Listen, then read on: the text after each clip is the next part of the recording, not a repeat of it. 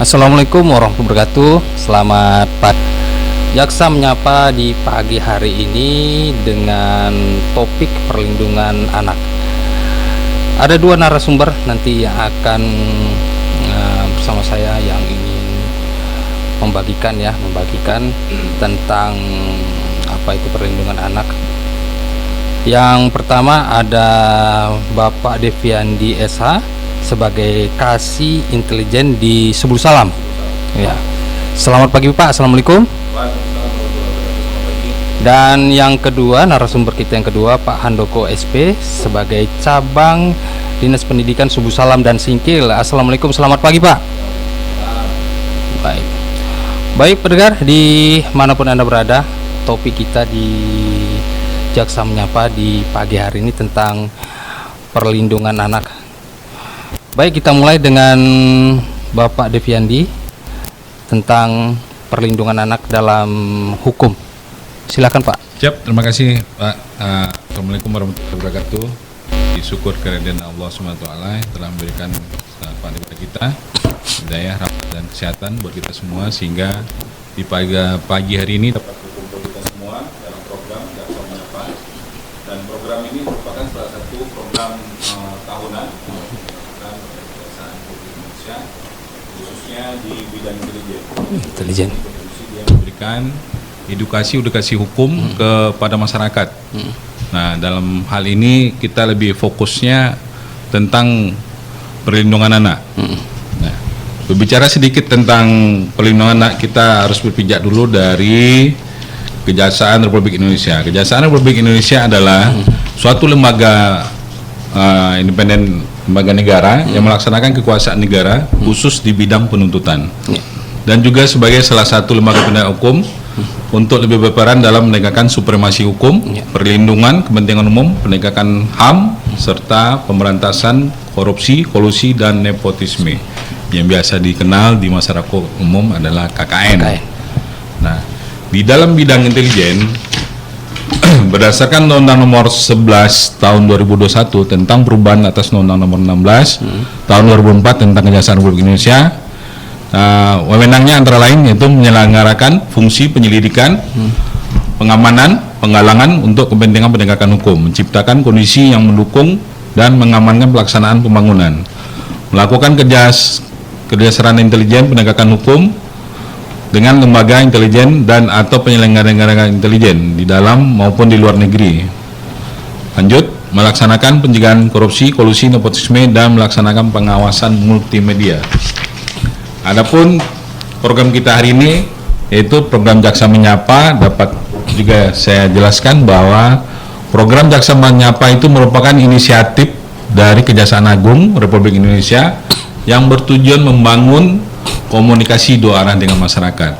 Diharapkan melalui program ini pemahaman masyarakat mengenai peran kejaksaan dalam menegakkan keadilan semakin meningkat. Program ini biasanya disiarkan melalui radio, televisi, atau media sosial dengan tujuan memberikan pemahaman hukum lebih mudah diakses oleh masyarakat umum.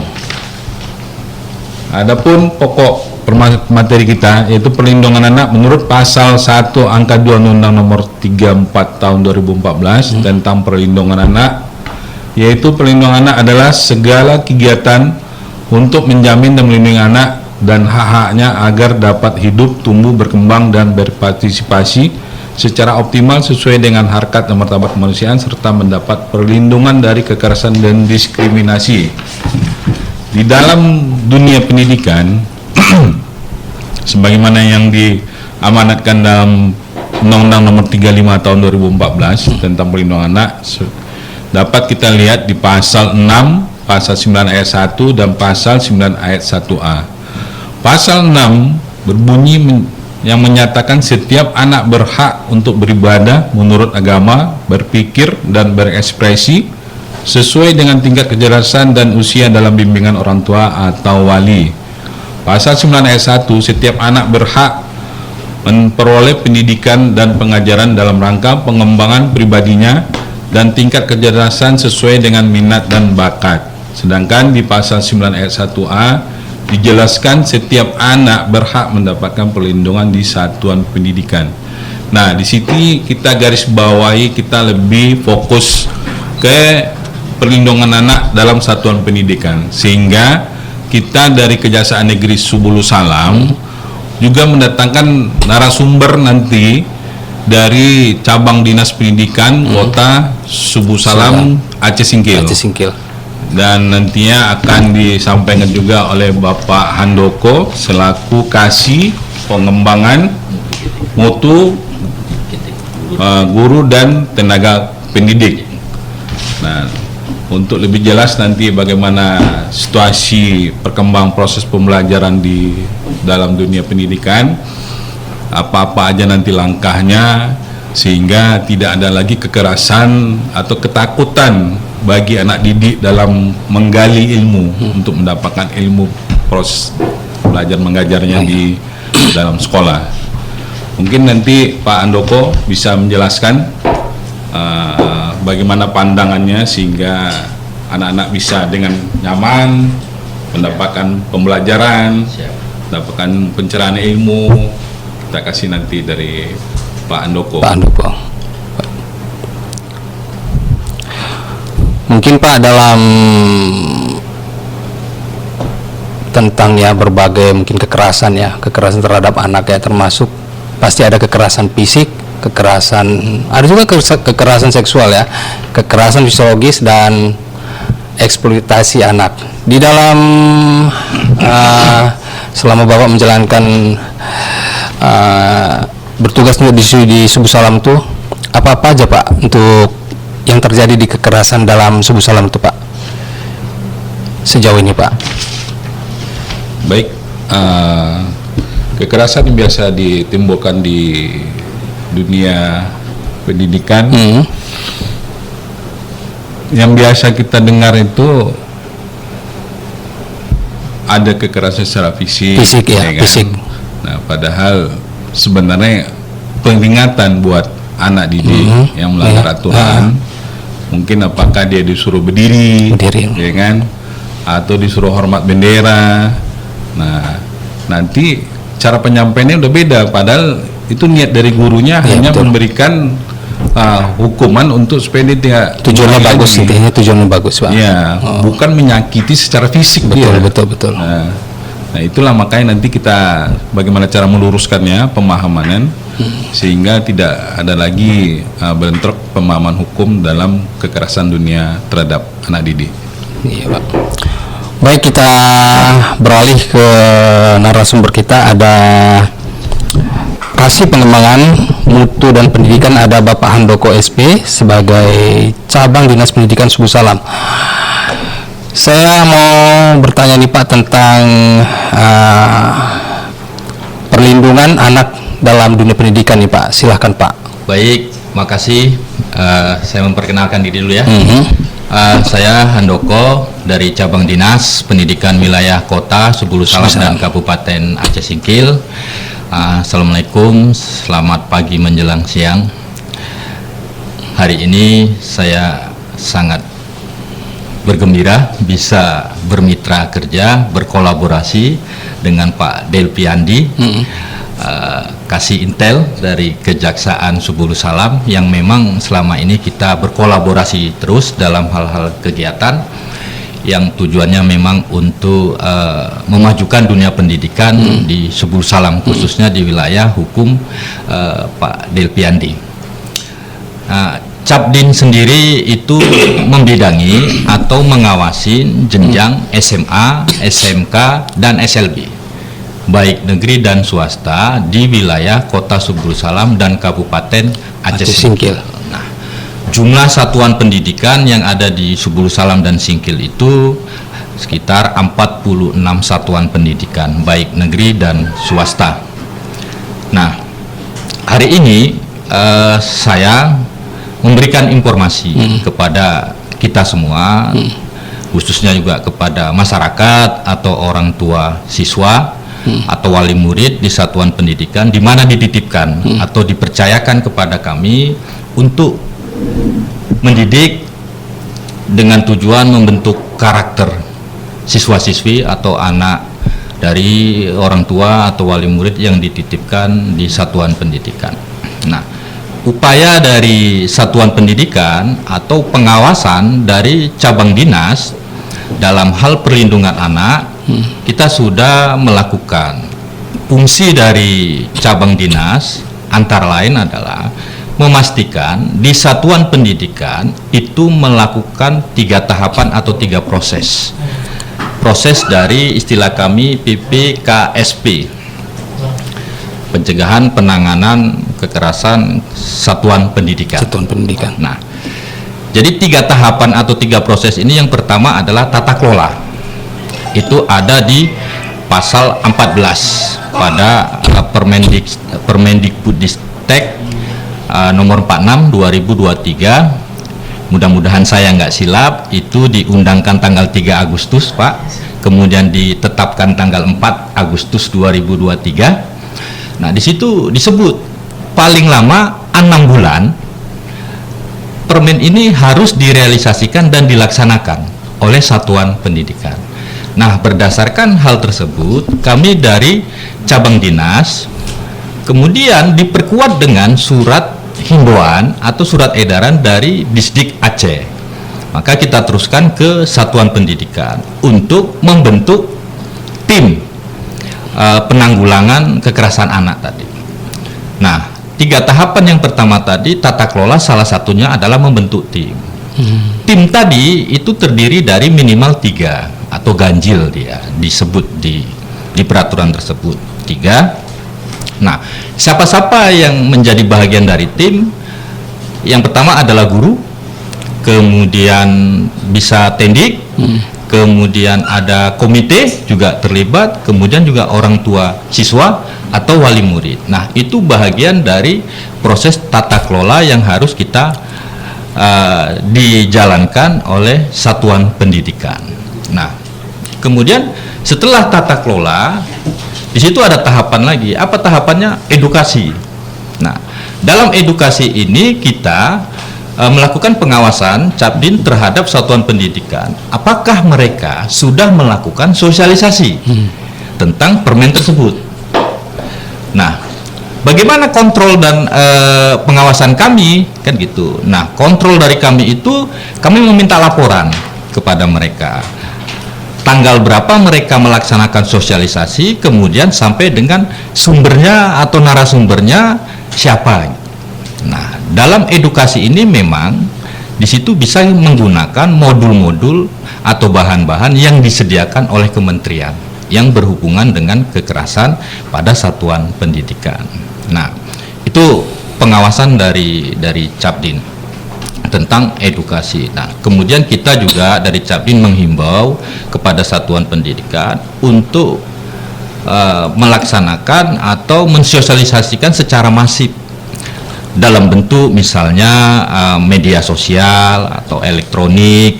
Kemudian juga kita motivasi mereka membuat poster-poster di satuan pendidikan supaya dapat langsung dilihat oleh siswa, kan gitu. Sosialisasi ada 2 sasaran, yang pertama siswa, yang kedua juga GTK atau warga sekolah, karena guru atau GTK juga merupakan bahagian dari sasaran dari pencegahan penanganan tentang kekerasan juga. Itu ada di pasal 4 di permen tersebut. Nah, setelah edukasi, proses atau tahap yang ketiga adalah kami mengawasi, memantau tentang kelengkapan sarana prasarana, Pak Del. Nah, sarana dan prasarana ini ternyata bahagian dari tuntutan. Contoh misalnya, sarana apa sih yang harus dilengkapi yang berhubungan dengan perlindungan anak ini? Salah satunya misalnya kantin sehat. Kemudian toilet atau WC. Nah, bahkan kita juga memastikan, mengingatkan kepada satuan pendidikan untuk memberikan pelayanan. Pelayanan apa yang diberikan oleh warga sekolah, terutama tadi misalnya sarana prasarana tadi tentang toilet misalnya, menjaga kebersihan. Jadi jangan nanti siswa untuk ke toilet saja dia tidak mau atau enggan. Karena apa? Karena memang toilet atau WC tadi tidak dijaga atau tidak bersih lah kita bilang. Maka kita ingatkan seluruh satuan pendidikan, ayo mari kita jaga kebersihan terutama juga toilet atau WC, karena itu bagian dari pelayanan juga.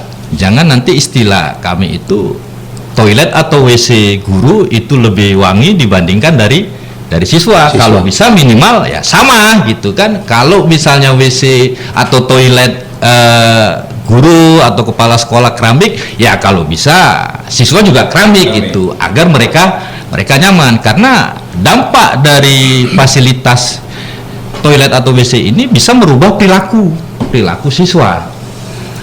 Kalau misalnya dia merasa nggak nyaman dia untuk buang air kecil atau buang air besar di WC atau toilet, maka dia bisa melakukan hal-hal yang lain, bisa lompat pagar misalnya untuk mencari fasilitas atau akses di luar kan gitu kan. Nah, ketika itu terjadi berlanjut, nah berarti kita tidak mendukung atau melaksanakan tanggung jawab kita. Apa tanggung jawab kita di satuan pendidikan? Yang paling utama itu adalah membentuk karakter. Itu tanggung jawab utama di satuan pendidikan, adalah membentuk karakter.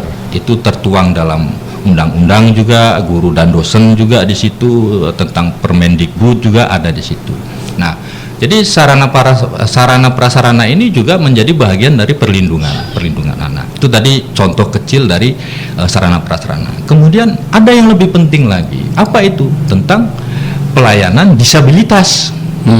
Nah, disabilitas ini juga harus dilayani dan difasilitasi. Nah, untuk pemerintah Aceh, alhamdulillah melalui Cabdin kita ada 2 sekolah SLB, satu di Subuh Salam, satu di Singkil, disabilitas. Nah, kemudian untuk menghindari hal-hal kekerasan pada anak ini, kita dari Cabdin berupaya mengikuti atau melaksanakan aturan tentang ada permennya juga, itu tentang yang namanya inklusi. Kan gitu. Nah, kalau yang lama ada disebut namanya itu sekolah inklusi, tetapi yang terbaru dia itu dikatakan unit pelayanan inklusi. Jadi, setiap sekolah itu bisa melaksanakan atau memfasilitasi unit inklusi tadi. Jadi setiap sekolah boleh dia, nggak harus mendirikan satu sekolah khusus untuk sekolah inklusi, tidak. Jadi setiap sekolah dia boleh melakukan pelayanan atau unit inklusi. Nah, siapa yang mengesahkan? Nanti itu yang mengesahkan adalah Dinas Pendidikan dalam bentuk SK. Karena kalau sekolah sudah di SK-kan atau sudah ditunjuk oleh Dinas Pendidikan, mau tidak mau sekolah harus melengkapi fasilitas yang dibutuhkan oleh disabilitas tadi. Nah, disabilitas ini kan banyak kategori dia. Ada secara fisik, cacat fisik atau mental kan gitu kan. Nah, kalau yang masuk ke unit inklusi dia ini cacat fisik bisa, tetapi dia bukan masuk kategori cacat mental ya. Artinya siswa atau adik-adik yang dia dititipkan, dipercayakan di satuan pendidikan yang masuk kategori pelayanan unit inklusi, akademik dia bisa bersaing dengan siswa-siswi yang lain untuk secara akademiknya. Jadi pelayanan dia juga khusus karena memang di situ ada pelayanan inklusi. Nah, jadi upaya-upaya yang lain yang dilakukan oleh Cabdin, kita itu selalu memotivasi guru-guru itu bahwasannya guru itu yang paling diutamakan adalah ikhlas ya, kemudian sabar. Jadi ada beberapa curhatan dari guru-guru, Pak, siswanya ini sudah diingetin Pak, kadang di dalam ruangan dia tidur mengganggu yang lain kan gitu Pak, gimana Pak tindak lanjutnya? Ya, kita dari Cabdin memberikan motivasi, tingkatkan ikhlas dan tingkatkan sabar. Karena tentunya tadi Pak ya dibekali dulu, ya, dibekali itu tuh karakter diri tadi, ya, pembekalan tadi pembekalan. Pak ya. Nah, jadi untuk pembentukan karakter kita juga melakukan bukan hanya untuk siswa saja, tetapi guru juga. Bagaimana cara kami? Ya, selalu mengingatkan, mensosialisasikan ketika kita turun ke lapangan, kan gitu kan. Nah, jadi untuk membentuk karakter siswa, otomatis kan guru atau Guru sama mereka siswa harus nyambung. berkarakter dia Ya, kan? ya harus nyambung. Gurunya Kalau nggak atau nyambung nggak akan tekniknya bisa nggak lah. berkarakter bagaimana? Ada istilah yang menarik yang disebutkan salah seorang guru, Pak, karakter siswa itu mencerminkan guru atau GTK atau warga yang ada di Iya. satuan pendidikan. Jadi kalau satuan pendidikan siswanya misal karakternya misalnya memang terbentuk, berarti itu mencerminkan dari karakter guru-guru yang Iya. ada di situ. Situ. Karena kan memang panutan, Pak. Betul. Contoh kan gitu kan? Pengaruh lingkungan di situ, Pak, ya. Apalagi siswa sekarang ini kan kritis. Iya, betul. Dengan adanya media-media sosial kan mereka kritis kan gitu kan. Nah, jadi kami dari Capim juga mengajak kepada menghimbau guru-guru dan kepala satuan pendidikan, ya kita ini adalah apapun ceritanya kita adalah pelayan di satuan pendidikan untuk siswa-siswi, adik-adik atau anak dari orang tua atau wali murid yang dititipkan ke satuan pendidikan. Jadi kami dari cabang Dinas Pendidikan Wilayah Kota Subul Salam dan Kabupaten Aceh Singkil kami sudah menindaklanjuti, dan ada hal yang paling merugikan bagi satuan pendidikan ketika tidak menjalankan permen ini tadi yang 46/2023 tadi itu ada konsekuensinya. Apa konsekuensinya? Konsekuensinya ketika satuan pendidikan tidak membentuk tim dalam bentuk SK, Iya. maka dapodiknya invalid. Jadi bisa dipastikan Pak Delpi, seluruh satuan pendidikan jenjang SMA, SMK, dan SLB Singkil Subul Salam, mereka sudah terbentuk tim SK-nya, karena memang harus diupload di Dapodik. Kalau tidak diupload di Dapodik, maka Dapodiknya invalid. Artinya ketika tidak valid, nanti berhubungan dengan apa? Berhubungan dengan biaya operasional atau istilah yang umum disebut dana bos. Nah, itu berlaku sejak kapan? Dimulai Agustus kemarin 2024. Kan tadi saya ingat ditetapkan tanggal 3 diundangkan tanggal 3, ditetapkan tanggal 4 Agustus. Maka teman-teman dari satuan pendidikan rata-rata di bulan Agustus 2024 mereka sudah membentuk tim dan di SK-kan, Pak. Karena memang di situ disebut minimal atau paling lama itu 6 bulan setelah ini diundangkan permen ini harus direalisasikan. Nah, jadi sekali lagi kami komitmen dari cabang dinas untuk masalah perlindungan anak, Pak Delpi, kita serius, dan kita juga bukan berharap kalau bisa memang terrealisasi, karena juga ada tuntutan juga di situ tentang mitra kerja. Karena perlindungan anak ini bukan hanya di lingkungan sekolah saja, perannya itu bukan hanya guru atau warga sekolah, ternyata juga orang tua juga ada tuntutan seperti tadi yang disebutkan Pak Fadil tadi kan, peran orang tua juga mendidik anak juga membentuk karakter juga. Jadi membentuk karakter itu tidak diwajibkan atau tidak dituntut sepenuhnya itu di satuan pendidikan. Nah, kemudian kami pemerintah Aceh melalui cabang dinas pendidikan, bagaimana cara kami membentuk karakter siswa? Nah, di situ kita mengingat ada kekhususan Aceh. Sistem pendidikan Aceh kan tersendiri, dia ada khusus, dia ada tambahan Istimewa. keistimewaannya kan, bahkan undang-undang keistimewaan pendidikan Aceh juga ada dia gitu kan, ada Pergub nomor 7 kalau nggak silap saya 2022, kemudian ada nomor 66 2019 itu menganut tentang pembentukan akhlak, karakter kan gitu kan, misalnya tentang baca tulis, muatan lokal, karena berdasarkan undang-undang kekhususan Aceh kan nuansa kita nuansa Islami misalnya, Tentunya kan, dibekali agama. dibekalin agama untuk itu membentuk karakter. Ya kita percaya dan yakin bahwasannya memang benteng paling kuat kan salah satunya itu. Nah, maka cabang dinas dalam hal untuk komitmen masalah perlindungan anak, kita juga komitmen, hanya saja memang kita butuh kolaborasi dengan instansi, lembaga, bahkan dengan masyarakat, supaya pergerakan ini lebih masif lagi. Kemudian bukan hanya siswa tetapi juga GTK atau guru atau warga sekolah itu mereka memahami. Nah, bisa jadi seperti tadi yang disampaikan, misal dia diberi hukuman, kan gitu, supaya mereka nggak mengulang lah, misalnya sanksi tegas kan. Nah, bisa jadi yang diberikan sanksi tegas itu sudah melanggar oleh guru tadi kan, maksudnya guru tadi udah melanggar berdasarkan peraturan tadi. Nah, ketika kita tanya kenapa seperti ini, ya Pak kami nggak tahu, kan gitu ya, karena memang konsepnya kan seorang guru memang fokus kepada kompetensi bidangnya, kan gitu. Nah, padahal sama-sama kalau sudah peraturan ini diundangkan kan berarti berlaku universal ya Pak istilahnya ya, menyeluruh kan gitu kan. Maka kami dari Cabdin meminta dukungan juga supaya tidak terjadi hal-hal yang tidak diinginkan, karena apapun ceritanya adik-adik, siswa-siswi, guru juga merupakan aset bagi negara, apalagi misi program nasional 2045 generasi emas Indonesia emas.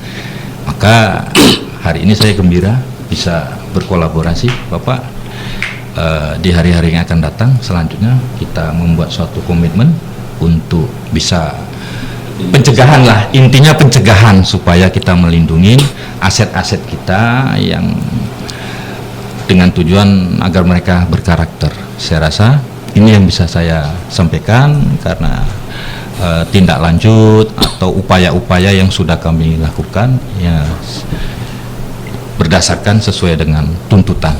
Jadi kami pastikan untuk tim pencegahan anak di satuan pendidikan, seluruh satuan pendidikan itu tuntas Pak, secara administrasinya, secara administrasi. Nah, kalau secara teknis misalnya bagaimana cara bentuk pelaporan, setahu kita kalau bentuk pelaporan ketika ada kekerasan anak itu masih ditangani oleh tim, padahal nanti ada tahapan-tahapannya, karena juga melibatkan pemerintah daerah, bisa juga pemerintah pusat, bahkan kita itu nanti dituntut laporan ke Kemendikbud. Jadi misal gini, siswa misalnya ada dilakukan kekerasan, mengalami lakukan kekerasan, dia bisa melaporkan langsung ke Kemendikbud melalui kanal yang disediakan. Nah, laporan tadi awal tadi nggak perlu bukti gitu.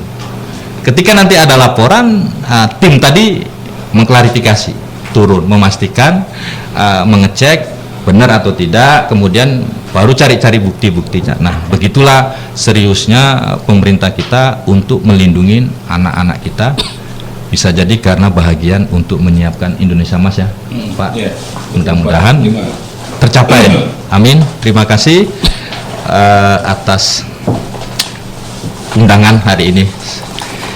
Saya kembalikan ke pembawa acara. Baik, terima kasih pendengar. Ada Bapak Andoko SP selaku Kasih Pengembangan Mutu dan Pendidikan Cabang Dinas Sebu Salam dan Singkil. Tentunya dalam topik kita di siang hari ini ya, karena udah menjelang siang, tentang perlindungan anak di lingkungan sekolah. Tentunya dengan menerapkan sekolah tanpa kekerasan, pembelajaran pendidikan agama yang mengajarkan berperilaku lemah lembut, pencegahan dengan melakukan penanaman karakter baik siswa maupun tenaga pendidikan. Saya tanyakan dulu untuk ke Bapak Deviandi, dalam perlindungan anak yang sebagaimana khusus bagi anak yang berhadapan dengan hukum, perlindungan anak khusus bagi anak yang berhadapan dengan hukum diatur dalam pasal berapa tuh Pak? Silakan Pak.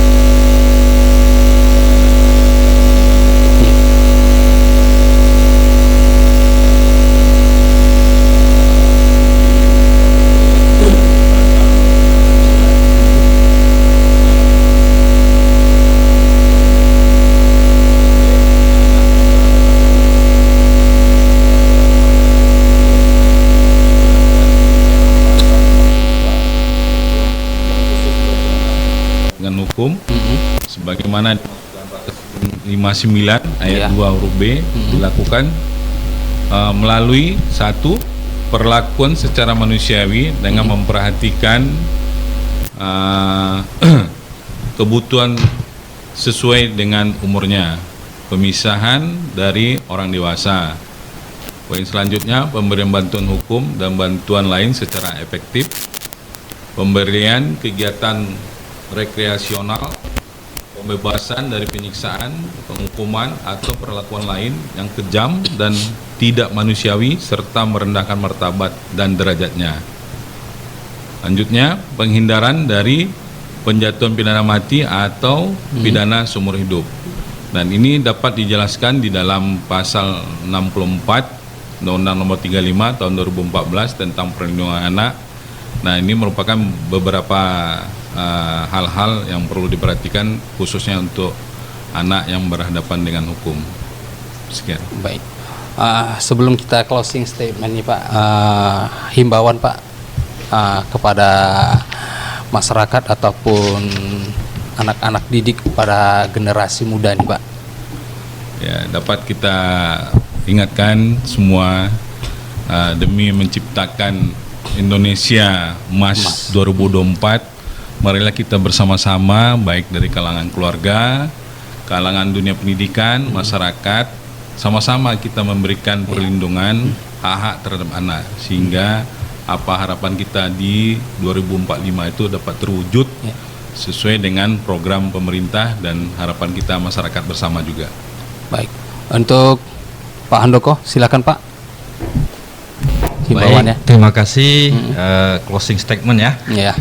Kami dari cabang dinas pendidikan wilayah Kota Sebu Salam mengajak kepada seluruh masyarakat, orang tua siswa atau wali murid, mari sama-sama kita berjabat tangan, berpelukan bersama-sama untuk memberikan masa depan kepada adik-adik atau anak kita di satuan pendidikan.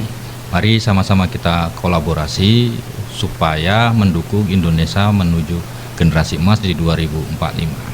Bapak Ibu, seluruh masyarakat, pendidikan memang tidak menjamin seseorang itu menjadi orang sukses atau orang kaya. Ya. Tetapi setidaknya pendidikan itu membuka peluang untuk anak kita atau kita menjadi lebih baik lagi. Terima kasih. Baik, pendengar di manapun Anda berada, dua narasumber yang telah membagikan ya tentang perlindungan anak dan tentang pendidikan anak.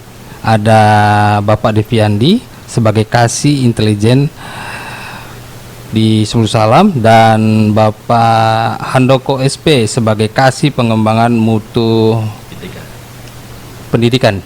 Ya, pendidikan di cabang dinas Sebu Salam dan Singkil. Dan di siang hari ini nanti kita akan tetap dengan informasi-informasi di 92,2 MHz. Dan terima kasih untuk Bapak Deviandi SH sebagai kasih intelijen dan Bapak Handoko SP yang memberikan kata-katanya ataupun sambutannya di pagi menjelang siang ini. Selamat pagi. Baik. Assalamualaikum warahmatullahi wabarakatuh. Waalaikumsalam warahmatullahi wabarakatuh. Untung nggak kayak tadi tuh ya. Pagi. Bagi pendengar di manapun Anda berada yang tetap setia tentunya di 92,2 MHz bersama saya Muksin Bintang di pagi hari ini di program Jaksa Menyapa ya, Jaksa Menyapa. Untuk pagi hari ini